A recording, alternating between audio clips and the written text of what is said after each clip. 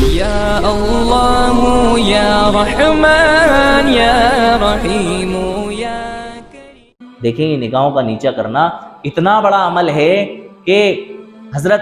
عبیدہ ابن جراح رضی اللہ تعالیٰ عنہ بہت بڑے صحابی ہیں، حضرت عمر فاروق رضی اللہ تعالیٰ عنہ کے زمانے میں شام کے گورنر رہے ہیں، اللہ تعالیٰ نے ان کے ہاتھ شام کو فتح کیا ہے، اس لیے ان کو جو ہے نا فاتح شام کہا جاتا ہے۔ حضرت عبیدہ ابن جراح رضی اللہ تعالیٰ عنہ یہ وہ صحابی ہیں، ان کا ایک واقعہ ہے کہ جب یہ شام میں ایک جنگ کے دوران ایک قلعے کا انہوں نے محاصرہ کیا، محاصرہ مطلب گھیراؤ کیا، تو بہت لمبا عرصہ ہو گیا وہ قلعہ جو ہے نا فتح نہیں ہو رہا تھا، اور یہ قلعے کے باہر تھے، اور جو قلعے کے اندر اللہ تعالیٰ کے نافرمان لوگ تھے انہوں نے جب یہ دیکھا کہ یار مسلمان تو یہاں سے ٹلنے کا نام ہی نہیں لے رہا ہے، تو انہوں نے ایک چال یہ چلی کہ انہوں نے مسلمانوں سے یہ کہلوا بھیجا کہ ہم جو ہے نا جنگ ہار گئے ہیں، آپ اس قلعے کے اندر داخل ہو سکتے ہیں، اور اس کے لیے انہوں نے پلاننگ یہ بنائی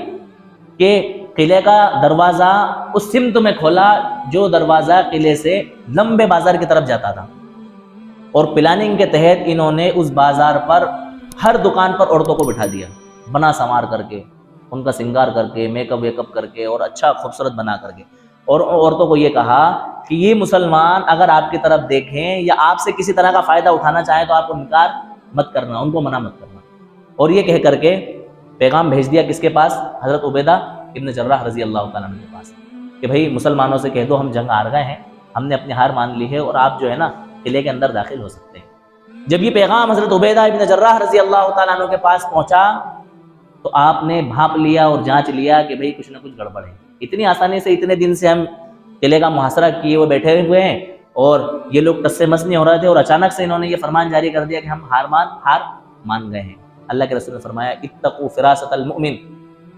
فإنه ينظر بنور اللہ، کہ مومن کی فراست سے بچو کیونکہ وہ اللہ تعالیٰ کے نور سے دیکھتا ہے۔ انہوں نے محسوس کر لیا، مومن تھے نا، اللہ کے رسول صلی اللہ علیہ وسلم کی تعلیم یافتہ تھے۔ ایک لمبا خطبہ اپنے جو رفقا تھے ان کے درمیان میں دیا اور یہ آیت پڑھی قل للمؤمنین یغضوا من ابصارہم،